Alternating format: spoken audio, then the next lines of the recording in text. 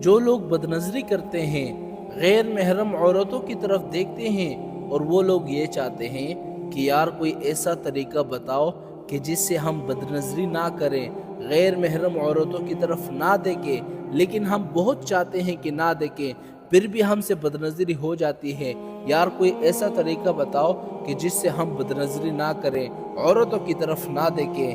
لیکن وہ طریقہ میں آپ کو آخر میں بتاؤں گا، اس طریقے سے پہلے آپ ایک بات پر غور کریں، ایک واقعے پر غور کریں۔ جب آپ اس واقعے کو سنو گے تو آپ بدنظری کرنا خود بخود چھوڑ دو گے۔ ایک شخص نے حضرت تھانوی رحمۃ اللہ علیہ کو خط لکھا کہ حضرت میری آنکھیں بے اختیار غلط چیزوں کی طرف اٹھ جاتی ہے، غیر محرم عورتوں کی طرف اٹھ جاتی ہے، لہٰذا آپ مجھے کوئی علاج بتائے تاکہ میں بدنظری کرنا چھوڑ دوں۔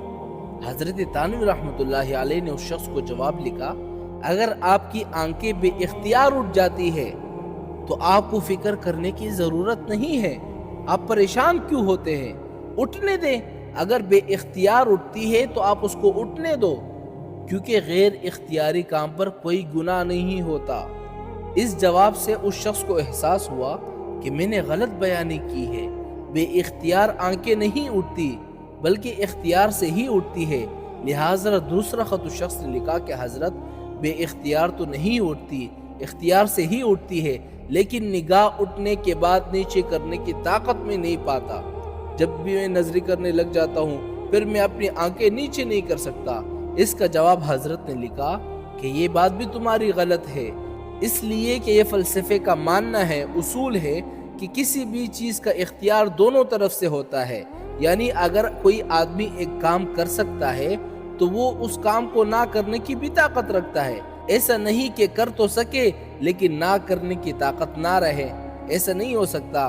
میں یہ چیز اگر اٹھا رہا ہوں، اگر میں یہ چاہوں تو نہ اٹھاؤں، دونوں باتیں اختیار میں ہوتی ہے۔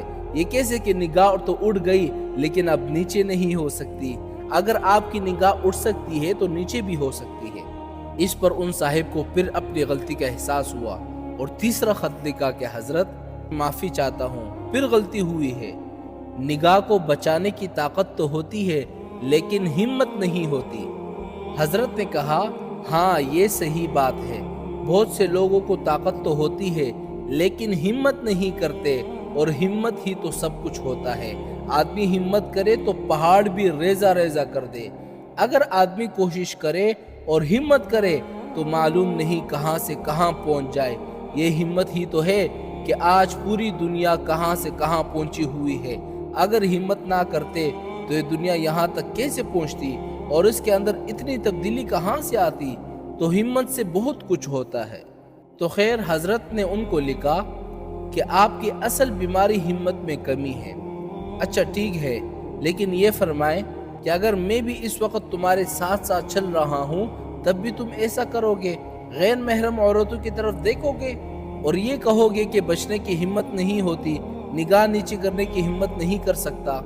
اس پر ان صاحب کا خط آیا کہ حضرت اگر آپ میرے ساتھ چلیں گے تو ایسا نہیں ہوگا، بلکہ پھر تو میری نگاہ نیچے ہو جائے گی۔ پھر حضرت نے اس شخص کو جواب لکھا کہ جب میرے ساتھ ہونے کے خیال سے تمہاری نگاہ نیچے ہو سکتی ہے تو خالق دو جہاں کے ساتھ ہونے کے تصور سے نگاہ کیوں نیچے نہیں ہو سکتی؟ تم یہ سوچو کہ اللہ میرے ساتھ ہے، اللہ مجھے دیکھ رہا ہے، پھر تمہاری نگاہ اوپر کیسے اٹھ سکتی ہے؟ آج جو لوگ بدنظری کر رہے ہیں اور وہ یہ چاہتے ہیں کہ ہم بدنظری سے بچنا چاہتے ہیں اور ہماری طاقت نہیں ہے کہ ہم بدنظری سے بچ جائے، عورتوں کی طرف ہم دیکھتے ہیں لیکن پھر ہماری نگاہ نیچے نہیں ہوتی، اس کا علاج یہ ہے کہ آپ لوگوں میں ہمت کی کمی ہے۔ آپ ہمت تو کریں، ہمت کریں کہ ہم غیر محرم عورتوں کی طرف نہیں دیکھیں گے۔ آپ ہمت کر کے دیکھیں، جب آپ ہمت کریں گے تو کام ہوگا، جب ہمت ہی نہیں کریں گے تو آپ بدنظری سے کیسے بچیں گے؟ تو یہ وہ علاج ہے بدنظری سے بچنے کا۔ ہم لوگوں میں صرف ہمت کی کمی ہے، اگر ہم ہمت کریں گے تو بدنظری سے بچ جائیں گے۔